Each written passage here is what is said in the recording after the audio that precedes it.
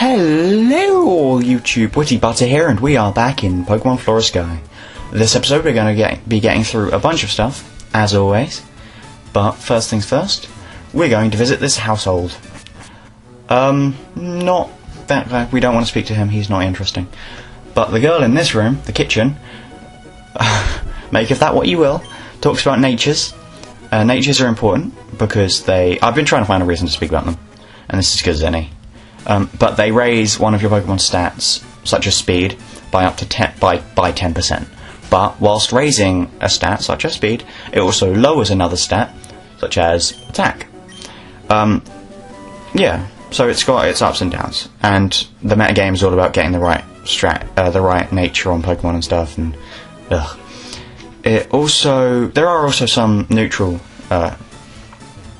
natures which are just don't raise or lower anything.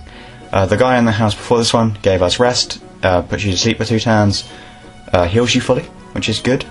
This guy tells you some of the trade evolutions and how they evolve in this hack, which is important if you actually want to train one of them, but we're not actually evolving anything deliberately, so yeah.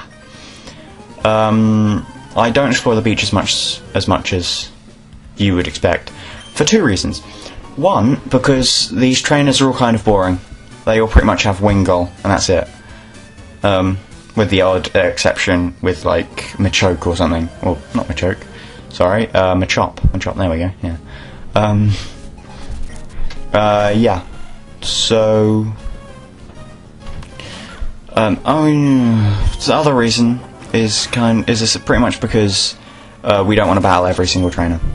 Especially if they're either really weak or they're just boring, you know. And battling every trainer will also level us up way too much, and that will make the game much too easy, which is not what I want. Here we have a rival battle with May.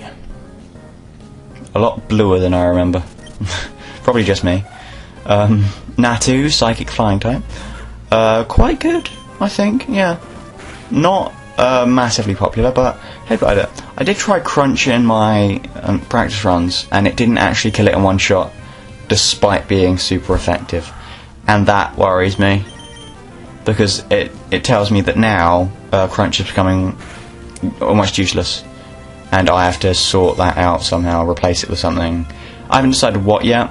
I might change my mind at some point in the future and have Hypnosis or something, but for now I will keep it around just because it's good for finishing people off and not using up important PP.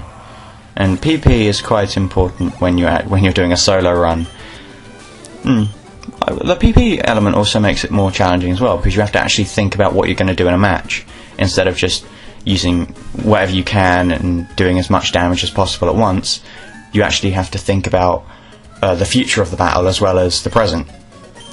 Will you have enough PP to finish an opponent off in the future, or will you have to actually stick around and whittle them down with a different move? These are the gogo-goggles. They were in Ruby and Sapphire, I assume in Emerald. They just let you get through the desert. Nothing important aside from that, but there's something in the way of the gym, so we have to leave this entire town for now. For a little while, actually. I think that's the 4th gym we'll go to. Not entirely sure, don't quote me on that, but for now, we're going to go down Cycling Road and have some funs. Well, I say funs. I skip most of the trainers on Cycling Road.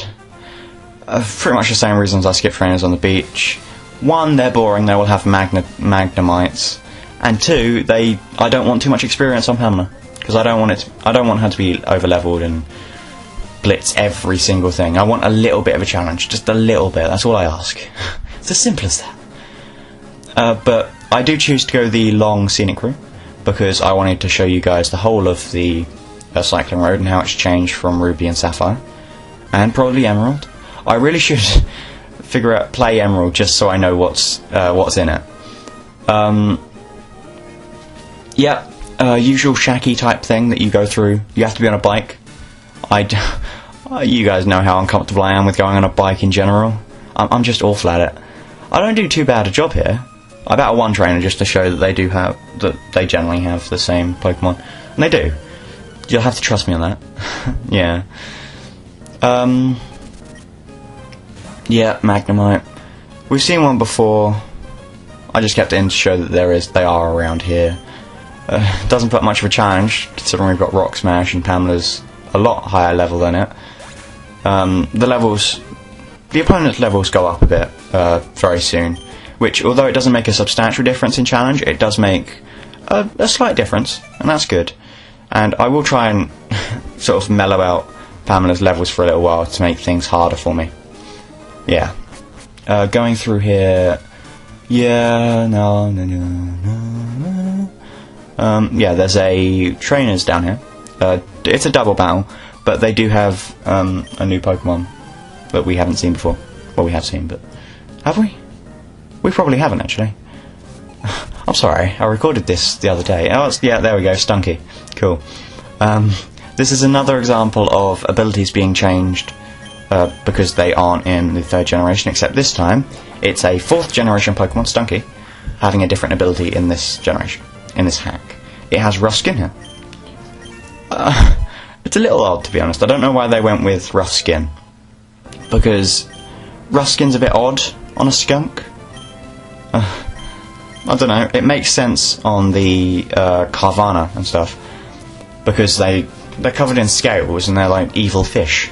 So, and a lot of fish do have spikes and stuff, so I can understand how their skin could be rough. But on a skunk, that's one of the weird things I noticed. But putting that aside, they had to change the ability for something, and it's better than that than something weird. Really weird, I mean. Yeah, registering Pokénav. Ugh. You've seen it a lot, but I never actually talk about it. It's as simple as they take your number, essentially. They can call you back at any time. Generally kind of random what they'll say, and they just challenge you to a battle and stuff. I can't really cut them out, so you'll get to see some weird dialogue, to say the least. I could have avoided this double battle, but I thought it might save time. Yeah. Doesn't really matter either way at this point. They do show off two Pokemon we haven't seen before in this hack. Aron, which is very defensive, although it does evolve twice, so it can get a lot more defensive and a lot more offensive. And Breloom. Now, I really like Breloom, just because it's generally quite cool. It's the evolution of Shroomish. It's fighting and grass type, which means it's 4 times weak to flying, which it's not that amazing, but it's rare to find a really, really good and really flying-centered team in the metagame or anything, so yeah. Plus, Breloom has access to one of the most devastating combinations in the metagame. Oh, Hypnosis. I don't take it for now, just because I haven't really made up my mind. Anyway, it's called Spore Punching. Spore is the only 100% accuracy move that puts the opponent to sleep, and Shroomish can learn that at like level 43 or 45 or something. And with a bit of clever breeding, you can also get Focus Punch on Shroomish. Now, if anyone knows what Focus Punch does already, then you know where I'm going at with this. Focus Punch is a move that charges up, and if you get hurt on the turn it's charging up, you don't do the move. But it is 120 base power, and with Stab it's 180 base power, and that is incredibly strong. And with Spore, you almost guarantee a really powerful hit, and that's awesome. Plus, Breloom is it's not the fastest Pokemon, but you can boost it up a bit. So it's one of those Pokemon that you can, if you want, focus your entire team around boosting up. But I wouldn't recommend that in general, because, you know, you don't want all your hopes on winning something on one Pokemon. Because it is a team game, you've got to focus on everyone at once. Yeah, I did heal up just then, and then I realised how stupid I was, because there's a Pokemon Center right there. I do go in it to heal PP, though. So yeah, it's good to keep PP up. Through here, south of this route we've got the desert, which we will get through. Now with the desert, I've decided that I'm going to do all the items and side areas in the desert in a half episode tomorrow, probably. Yeah, just because it makes it easier for the episodes to be more story focused and more big thing focused, like towns and stuff, instead of side things. Later on, when the gym battles and stuff do slow down a bit, I will show off more side areas in the main episodes, because then we'll have time and it will make them less boring, really. But for now, because we've got a lot of story elements happening in kind of a short space between each other, I can safely just separate the item collecting and the battling. So, yeah. It's just how I'd like to do things, and it's good for me to experiment with everything, because, you know, it makes it easier for me in the future. Because if I can figure out what works and what doesn't, and what people like and what people don't, then I can make a better, more enjoyable series. Which is where feedback comes important. Not hinting anything there. Wink, wink, yeah, yeah. No. Poliwell. Nothing amazing, really. Yeah, can learn hypnosis, and it just, in the anime, I think, or in my childish imagination, its belly twirl just spins round, and that puts people to sleep. Speaking of sleep, when I was a kid in the anime, Jigglypuff used to sing, and that put people to sleep. And it is a move in the game, but I was kind of really surprised and disappointed that in the game, because I watched the series before I actually played any of the games, and then when I played the games, they had different cries, more synthetic cries, and not just actually saying the Pokemon's name over and over. And as a kid, that disappointed me, because I was a kid. What do you expect? But, you know, in retrospect, I can understand why they didn't do it. Although, saying that, in Yellow, they did have a Jigglypuff you could interact with that sings the anime song, which I liked. I was really happy they did that. Oh, by the way, you can catch Gibble in the desert. Gibble evolves into Garchomp, very powerful. Yeah, it's a good dragon, ground dragon. If you don't have anyone else in your team at this point, or you want something really strong to just blitz through stuff, train up a Gibble. Yeah. Simple as that. This is Mana. Quite popular in the 5th generation. Pure Psychic type. It's the Dream Pokemon.